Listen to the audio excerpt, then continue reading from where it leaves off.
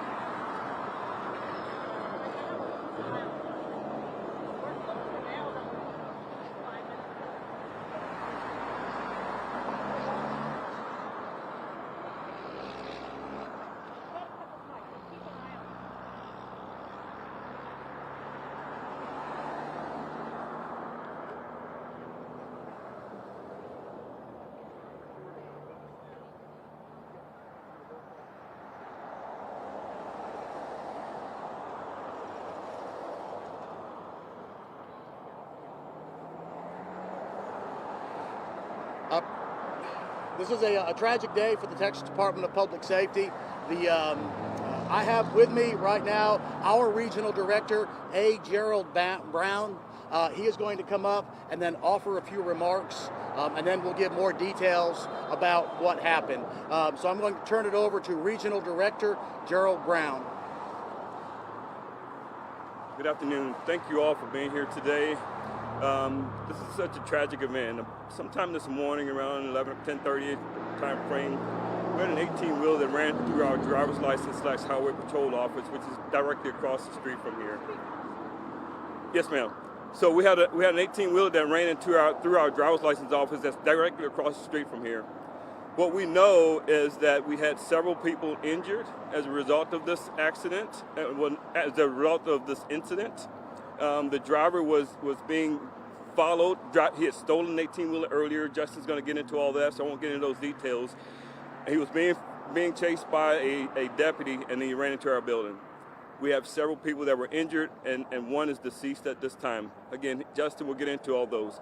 This is a tragic day for us. Tragic day. My heart and prayers goes out to the family members of those that are injured, as well as those that are injured. We have multiple agencies that are here that are assisting, to include Washington County, Brenham PD, the FBI, and as well as all the resources that we have with the Texas DPS. So we have the Texas Rangers, the Texas Highway Patrol, and the Criminal Investigations Division. So I'll step back and let Justin, Sergeant Ruiz, come up and give you guys the details. Thank you all for being here. Really appreciate y'all. Good afternoon, everybody. This is a sad day for DPS and for all the people that were involved, all the customers that we had in our building today for today's incident. A Washington County Sheriff's deputy and other law enforcement were behind this 18-wheeler. It was reported stolen. When they saw the vehicle, it was on State Highway 36 over here on this side of 290 by the McDonald's. The driver fled from law enforcement and came here on 290 going westbound, took the feeder loop under 290, the main highway, and went east back on 290 feeder. The stolen 18-wheeler took a hard right turn and went into the DPS Brenham office. The suspect is Clennard Parker, who's 42, from Chapel Hill. Parker was taken into custody and taken to the Washington County Sheriff's Department. Parker did come to the DPS Brenham office yesterday at approximately 3 or 4 p.m., where he was denied his commercial driver license. He then, while he was there, the driver's license staff advised Parker that he was not eligible to renew his commercial driver's license. 2 people were flown to CHI St. Joseph's in Bryan. 1 person was flown to Memorial Hermann Hospital in Houston. 3 were transported to Scott and White here in Brenham and have been released. And 8 were treated and released on the scene of the incident. Unfortunately, 1 person has succumbed to their injuries and died at the hospital. This is a criminal investigation that is being led by the Texas Rangers. Parker is facing multiple felony offenses, and Victim Support Services for DPS is on the scene at the family reunification, which is at the Brenham Police Department. Any questions? Did the driver have any weapons on him at the time? That's all under investigation. His name is going to be Clennard Parker. Clenard Parker. Does he have previous charges? That's under investigation. Can you talk to us about the deceased person? Which hospital did he or she die at? And do you know the approximate age and male, female? We're not going to release that information right now because it's still very fresh. And so family notification still has to be made. Was that person a state employee? That's under investigation. How many people total were state employees and how many were? So all we have right now is 14 total individuals.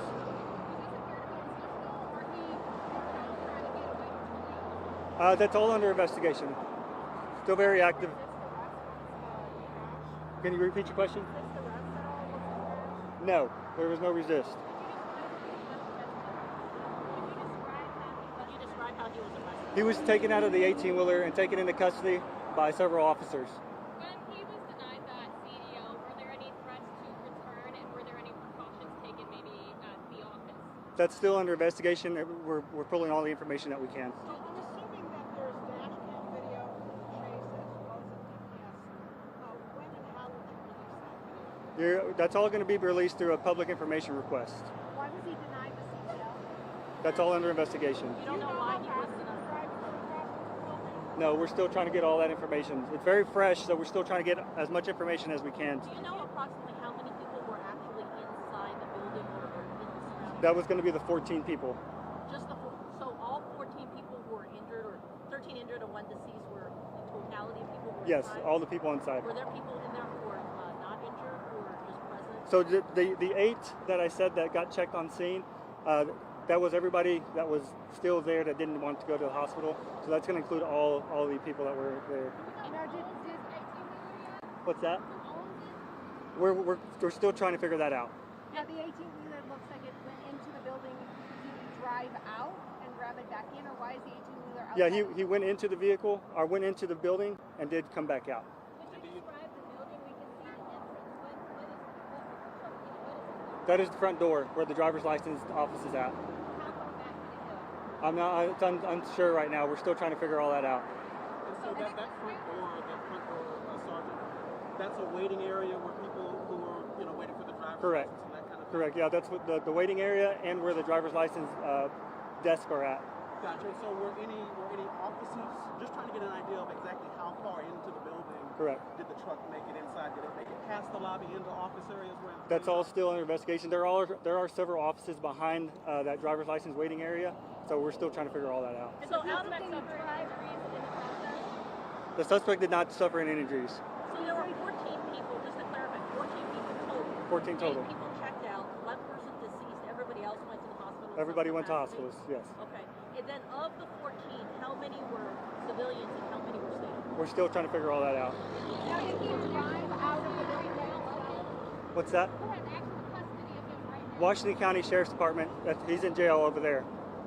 And did he drive by himself out of the building, or is that That's something we're 2 more questions. You have time for 2 more questions. arrest him? we're still trying to figure all that out. Let's through go ahead. video. He has the next question. Sergeant, could this be considered an act of domestic terrorism, demanding the case to the federal? We have all assets on scene and trying to figure all that out together. Like I said, this is still very active and ongoing, so I can't release that information right now. Can you give us a sense the threat level was already at a heightened level just in recent time because of the climate, if you will? Can you give us a sense of where that will be moving forward in terms of the other government offices and law enforcement? What I can say today is that this area is safe. We've got the suspect in custody, and we're all out here trying to get the scene all fixed up and taken care of. That's all the time we have. Will the building have to be closed down, or are you guys aware of, like, structurally, if you anticipate the building to reopen anytime soon, or move the services temporarily, where are you guys? So the building is not going to be usable at this point, right? So it's going to be shut down for a little while.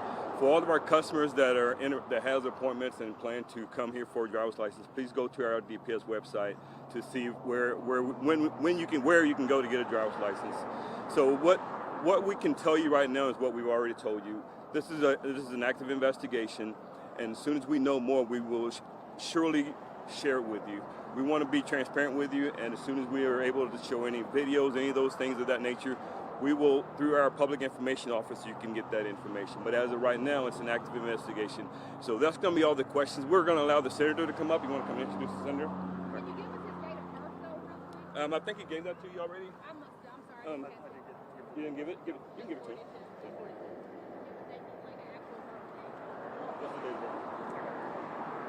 All right, Mr. Parker's date of birth is going to be July 16th of 1981.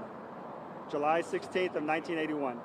That's the last question. Sergeant, can you identify yourself? Hey, this is a tragic day, and it's affected a whole lot of people. Obviously, this investigation is just in its infancy right now, so we have a lot of questions that we're working to get answers, which is the reason why all these resources are here. But we're blessed to have with us the Texas senator for this area, Louis Colcourse, and we want to give her an opportunity to talk about this tragedy. I first want to say to everyone that we need to pray for the victims. And now that we have lost someone in this tragedy, please pray for their families. This is a day that you don't think is going to happen. That office right there is something known to the mayor and I and everyone in Brenham. We've taken our children to get their driver's license there. I've gotten my driver's license there. It's a place of public service. And so what we've seen today was an act of violence. And I want to first thank all the first responders, the deputy sheriff that realized that was a stolen truck, those that got on the scene quickly to keep more damage from being done, as I understand. I want to thank DPS and all of our servants. Today we are reminded that those that serve us in public, it's a dangerous job. Someone that goes to work today to issue driver's license can literally trigger someone to create an act of violence like the one that we see across the street. And so I want to thank all of our first responders that were on the scene today, helping those victims. I want to thank all of the law enforcement for their quick reaction. And again, pray for those victims that have been hurt. In ways we're blessed that more weren't injured in this act of violence. And then finally, I want to say that we will prosecute this person to the full extent of the law, because this will not be tolerated, not in my hometown and not in our home state. So again, thank you to all those that responded. Join us in prayers for the victims, and we will be tough on this crime. Thank you. I'd now like to bring up the mayor for the city of Brenham for some remarks. Thank you. Well, I'm not going to repeat everything that's... I'm sorry. Mayor Atwood Conjure, Mayor for the City of Brenham here. It's unfortunate that we are here gathered for a really senseless tragedy. And we just found out, or I just found out the same time you did, about the deceased. And that's not the kind of news we wanted to hear today. Our prayers are with those who are still in critical care. I want to say thanks to our first responders. Had it not been for their quick action, as you can see across the street, the suspect was backing the vehicle up and with the intent of going into it again. Our fire chief mentioned that if he had veered a little bit to the left the second time, there would have been a collapse of that building, which would have resulted in a lot more injuries and possible death. So again, thanks to our first responders. I can't say enough for them. They put their life on the line. Prayers for those who are in the critical care now. Thank you very much. We will continue to keep everyone updated on our social media channels, on our Twitter and Facebook channels. The investigators continue to work tirelessly behind us, and that will be going on for several hours. That's all we have for right now. Thank you.